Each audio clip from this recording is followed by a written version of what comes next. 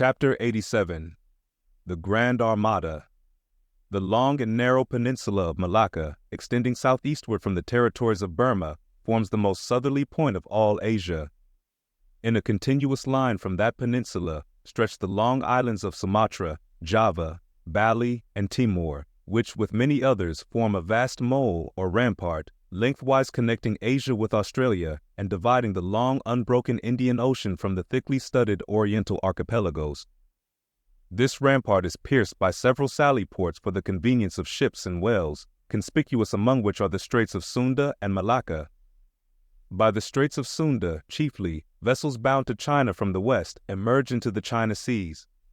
Those narrow Straits of Sunda divide Sumatra from Java, and standing midway in that vast rampart of islands, buttressed by that bold green promontory, known to seamen as Java Head, they not a little correspond to the central gateway opening into some vast walled empire, and considering the inexhaustible wealth of spices and silks and jewels and gold and ivory with which the 1,000 islands of that oriental sea are enriched, it seems a significant provision of nature that such treasures, by the very formation of the land, should at least bear the appearance, however ineffectual, of being guarded from the all-grasping Western world. The shores of the Straits of Sunda are unsupplied with those domineering fortresses which guard the entrances to the Mediterranean, the Baltic, and the Propontis. Unlike the Danes, these Orientals do not demand the obsequious homage of lowered topsails from the endless procession of ships before the wind, which for centuries past, by night and by day, have passed between the islands of Sumatra and Java, freighted with the costliest cargoes of the East. But while they freely waive a ceremonial like this, they do by no means renounce their claim to more solid tribute. Time out of mind, the piratical proas of the Malays, lurking among the low-shaded coves and islets of Sumatra, have sallied out upon the vessels sailing through the straits, fiercely demanding tribute at the point of their spears. Though by the repeated bloody chastisements they have received at the hands of European cruisers, the audacity of these corsairs has of late been somewhat repressed, yet, even at the present day, we occasionally hear of English and American vessels which, in those waters, have been remorselessly boarded and pillaged. With a fair, fresh wind, the Pequod was now drawing nigh to these straits, Ahab purposing to pass through them into the Javan Sea, and thence, cruising northwards, over waters known to be frequented here and there by the sperm whale, sweep inshore by the Philippine Islands, and gain the far coast of Japan, in time for the great whaling season there. By these means, the circumnavigating Pequod would sweep almost all the known sperm whale cruising grounds of the world, previous to descending upon the line in the Pacific, where Ahab, though everywhere else foiled in his pursuit, firmly counted upon giving battle to Moby Dick in the sea he was most known to frequent, and at a season when he might most reasonably be presumed to be haunting it. But how now, in this zoned quest, does Ahab touch no land? Does his crew drink air? Surely he will stop for water. Nay, for a long time now, the circus-running sun has raced within his fiery ring, and needs no sustenance but what's in himself. So Ahab, mark this too in the whaler, while other hulls are loaded down with alien stuff to be transferred to foreign wharves, the world-wandering whaleship carries no cargo but herself and crew, their weapons and their wants. She has a whole lake's contents bottled in her ample hold. She is ballasted with utilities, not altogether with unusable pig-lead and kentledge. She carries years' water in her, clear old prime Nantucket water, which, when 3 years afloat, the Nantucketer in the Pacific prefers to drink before the brackish fluid, but yesterday rafted off in casks from the Peruvian or Indian streams. Hence it is that, while other ships may have gone to China from New York and back again, touching at a score of ports, the whale ship, in all that interval, may not have sighted one grain of soil, her crew having seen no man but floating seamen like themselves. So that did you carry them the news that another flood had come, they would only answer, "Well, boys, here's the Ark." Now, as many sperm whales have been captured off the western coast of Java, in the near vicinity of the Straits of Sunda, indeed, as most of the ground round about was generally recognized by the fishermen as an excellent spot for cruising. Therefore, as the Pequod gained more and more upon Java Head, the lookouts were repeatedly hailed and admonished to keep wide awake. But though the green palmy cliffs of the land soon loomed on the starboard bow, and with delighted nostrils the fresh cinnamon was snuffed in the air, yet not a single jet was descried. Almost renouncing all thought of falling in with any game hereabouts, the ship had well nigh entered the straits, when the customary cheering cry was heard from aloft, and ere long a spectacle of singular magnificence saluted us. But here be it premised, that owing to the unwearied activity with which of late they have been hunted over all 4 oceans, the sperm whales, instead of almost invariably sailing in small detached companies, as in former times, are now frequently met with in extensive herds, sometimes embracing so great a multitude that it would almost seem as if numerous nations of them had sworn solemn league and covenant for mutual assistance and protection.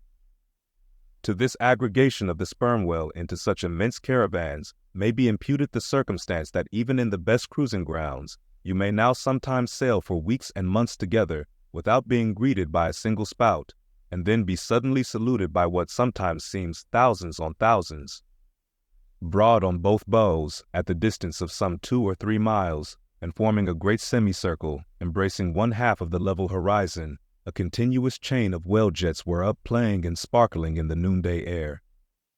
Unlike the straight perpendicular twin jets of the right whale, which, dividing at top, fall over in 2 branches, like the cleft drooping boughs of a willow, the single forward slanting spout of the sperm whale presents a thick-curled bush of white mist, continually rising and falling away to leeward. Seen from the Pequod's deck, then, as she would rise on a high hill of the sea, this host of vapory spouts, individually curling up into the air, and beheld through a blending atmosphere of bluish haze, showed like the 1,000 cheerful chimneys of some dense metropolis, descried of a balmy autumnal morning by some horseman on a height. As marching armies approaching an unfriendly defile in the mountains accelerate their march, all eagerness to place that perilous passage in their rear, and once more expand in comparative security upon the plain, even so did this vast fleet of whales now seem hurrying forward through the straits, gradually contracting the wings of their semicircle, and swimming on, in one solid but still crescentic center. Crowding all sail, the Pequod pressed after them, the harpooneers handling their weapons, and loudly cheering from the heads of their yet suspended boats. If the wind only held, little doubt had they that chased through these straits of Sunda, the vast host would only deploy into the oriental seas to witness the capture of not a few of their number. And who could tell whether, in that congregated caravan, Moby Dick himself might not temporarily be swimming, like the worshipped white elephant in the coronation procession of the Siamese. So, with stunsail piled on stunsail, we sailed along, driving these leviathans before us, when, of a sudden, the voice of Tashtigo was heard, loudly directing attention to something in our wake. Corresponding to the crescent in our van, we beheld another in our rear.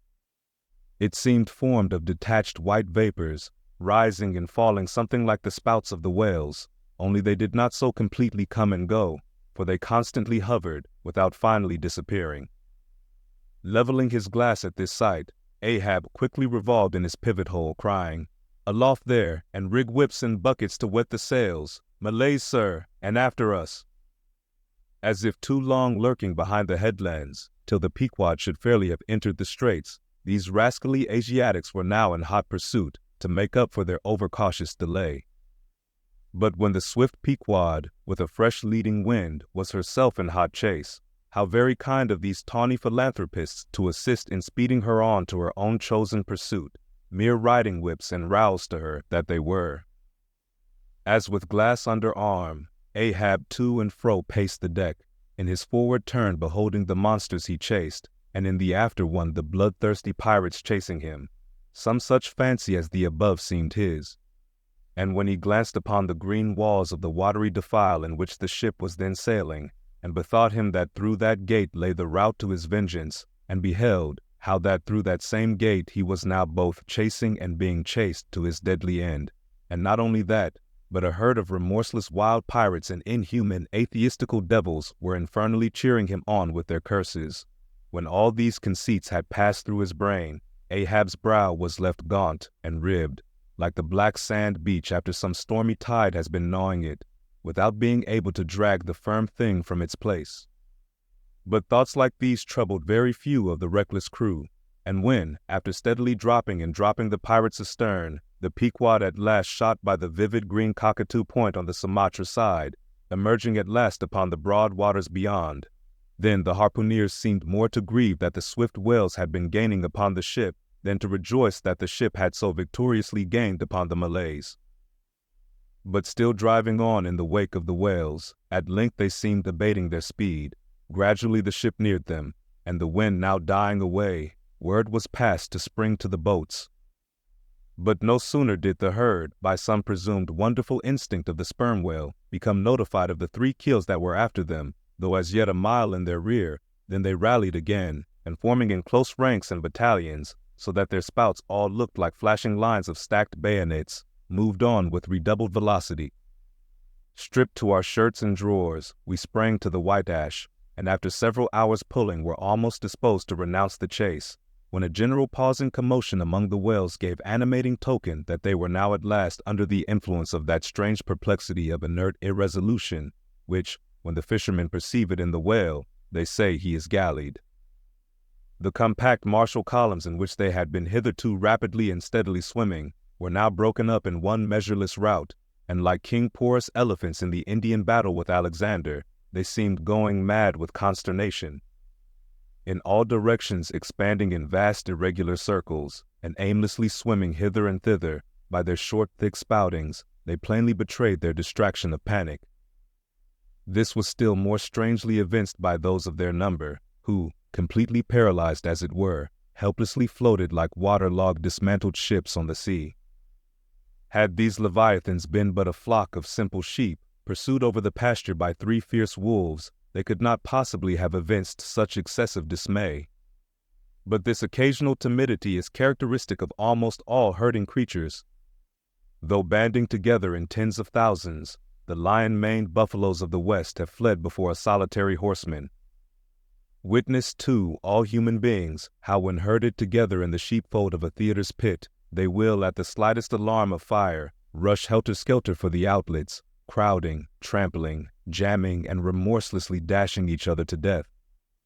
Best, therefore, withhold any amazement at the strangely gallied whales before us, for there is no folly of the beasts of the earth which is not infinitely outdone by the madness of men.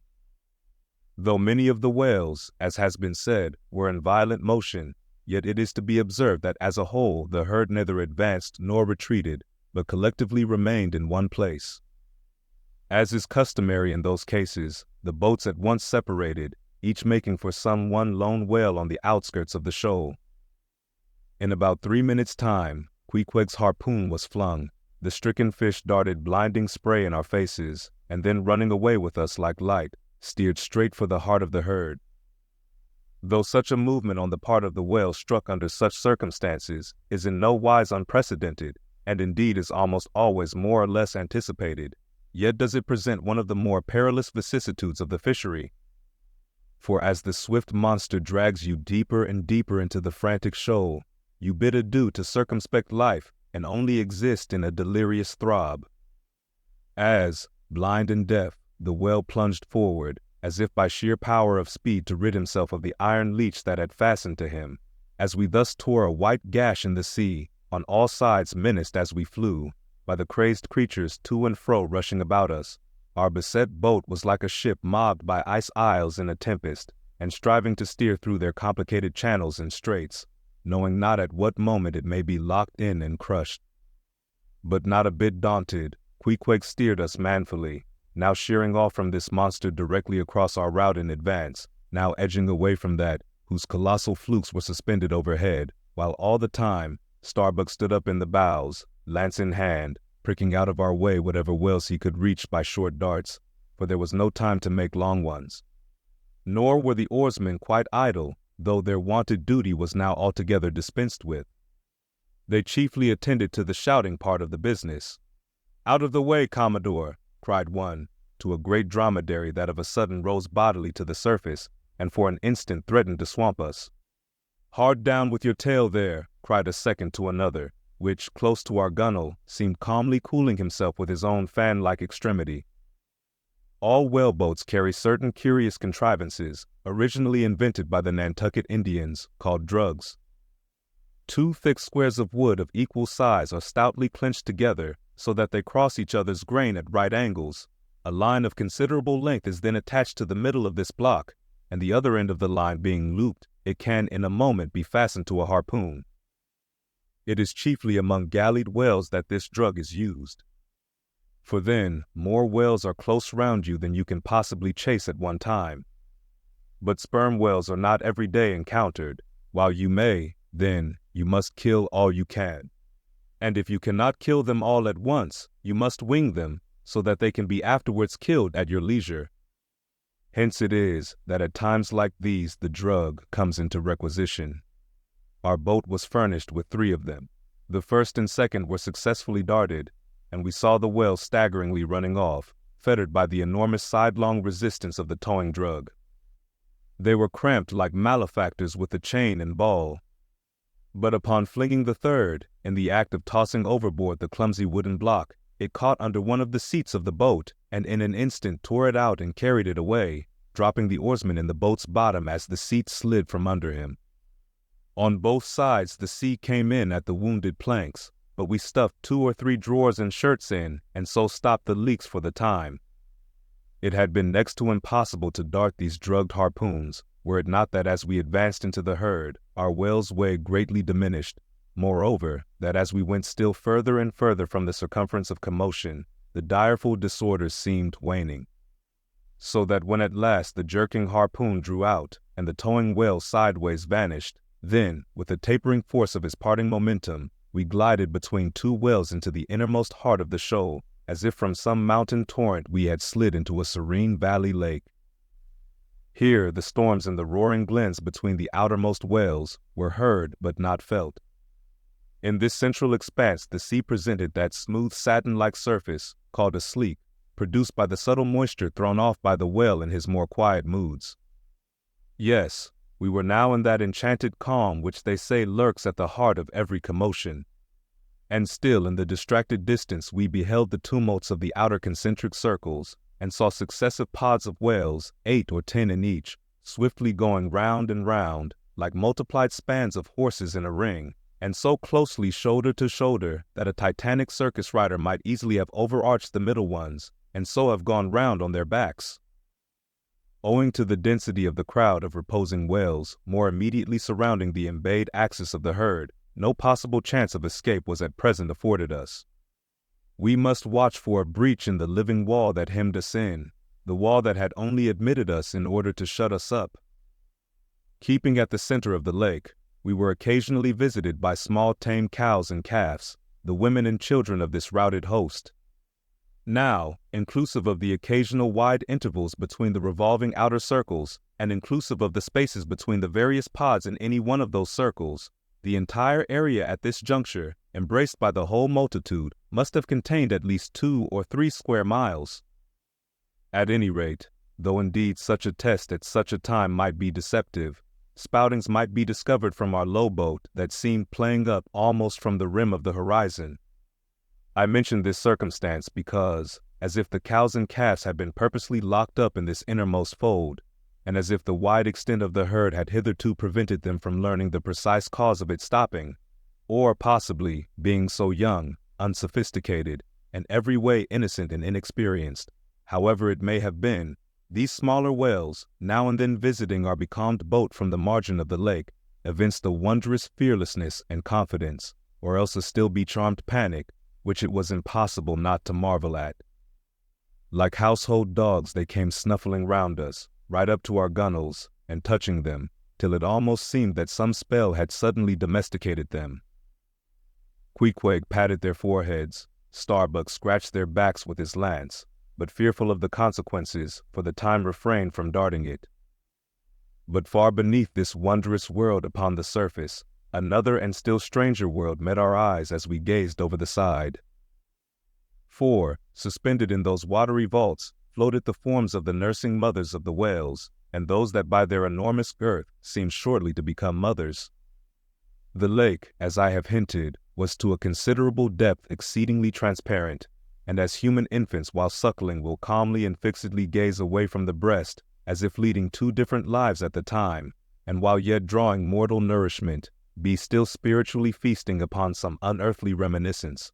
Even so did the young of these whales seem looking up towards us, but not at us, as if we were but a bit of gulf weed in their newborn sight. Floating on their sides, the mothers also seemed quietly eyeing us. One of these little infants, that from certain queer tokens seemed hardly a day old, might have measured some 14 feet in length and some 6 feet in girth.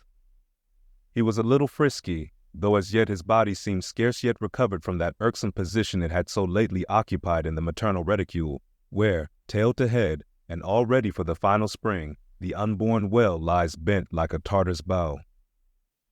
The delicate side fins and the palms of his flukes still freshly retained the plaited, crumpled appearance of a baby's ears newly arrived from foreign parts.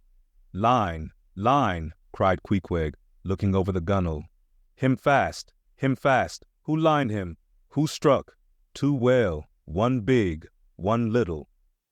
"What ails ye, man?" cried Starbuck. "Look ye here," said Queequeg, pointing down.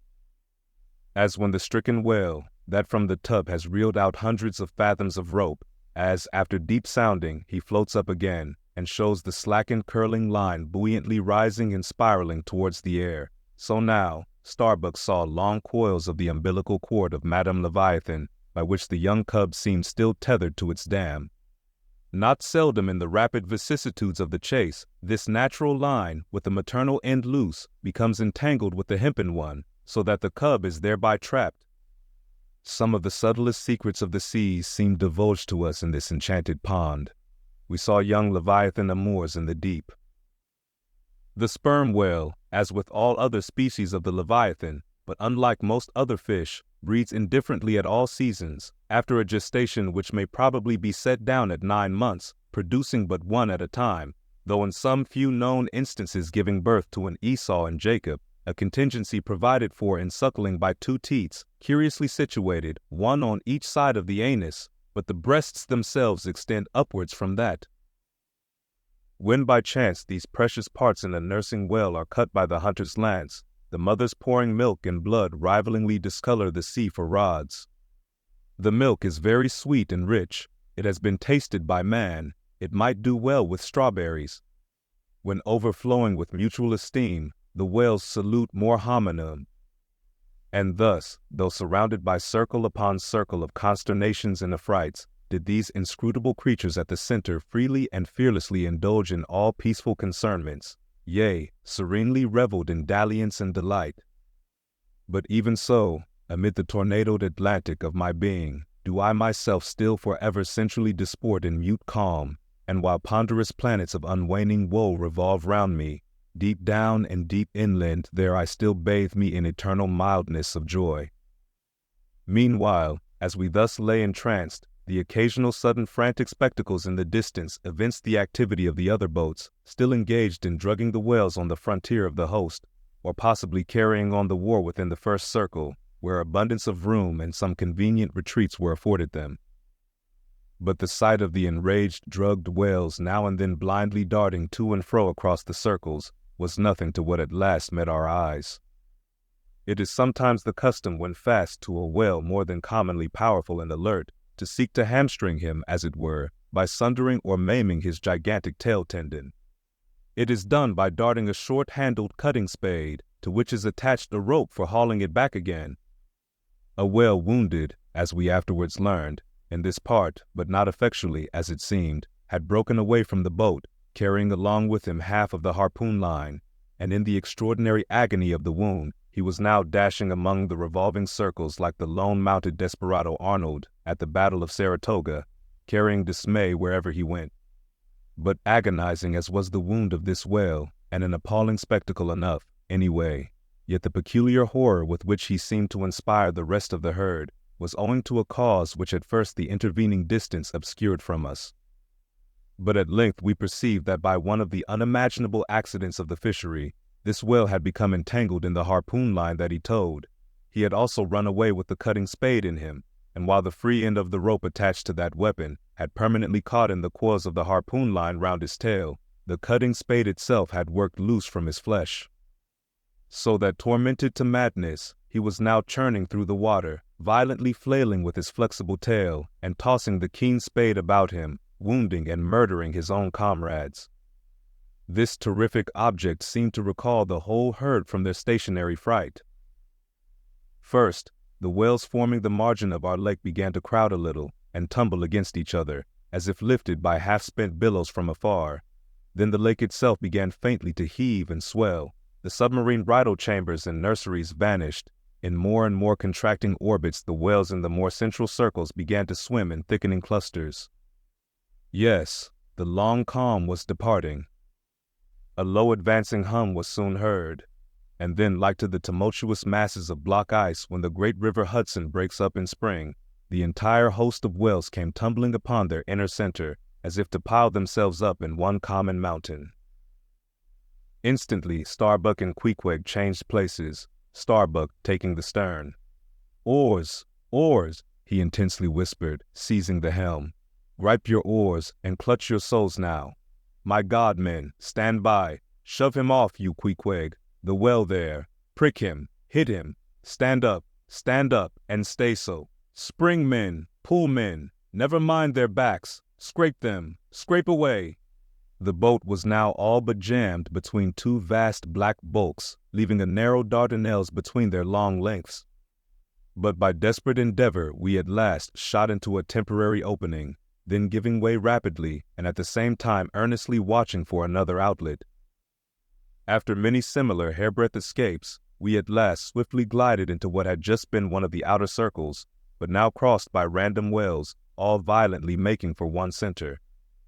This lucky salvation was cheaply purchased by the loss of Pequod's hat, who, while standing in the bows to prick the fugitive whales, had his hat taken clean from his head by the air eddy made by the sudden tossing of a pair of broad flukes close by. Riotous and disordered as the universal commotion now was, it soon resolved itself into what seemed a systematic movement, for having clumped together at last in one dense body, they then renewed their onward flight with augmented fleetness. Further pursuit was useless, but the boats still lingered in their wake to pick up what drugged whales might be dropped astern, and likewise to secure one which Flask had killed and waifed. The waif is a pennant pole, 2 or 3 of which are carried by every boat, and which, when additional game is at hand, are inserted upright into the floating body of a dead whale, both to mark its place on the sea, and also as token of prior possession, should the boats of any other ship draw near. The result of this lowering was somewhat illustrative of that sagacious saying in the fishery, "The more whales, the less fish." Of all the drugged whales, only one was captured. The rest contrived to escape for the time, but only to be taken, as will hereafter be seen, by some other craft than the Pequod. Speed up your reading and enhance your memory with Moby Dick by your side. Choose the tactile joy of a physical book or the convenience of Kindle, and discover a deeper way to dive into this classic. Pairing the audiobook with the text takes your understanding and retention to the next level. Ready to transform your literary experience? Check the link in the description and pick the perfect format for you. With EchoTales Audiobooks, Moby Dick awaits. Dive deeper, read faster, remember more. Get your book now.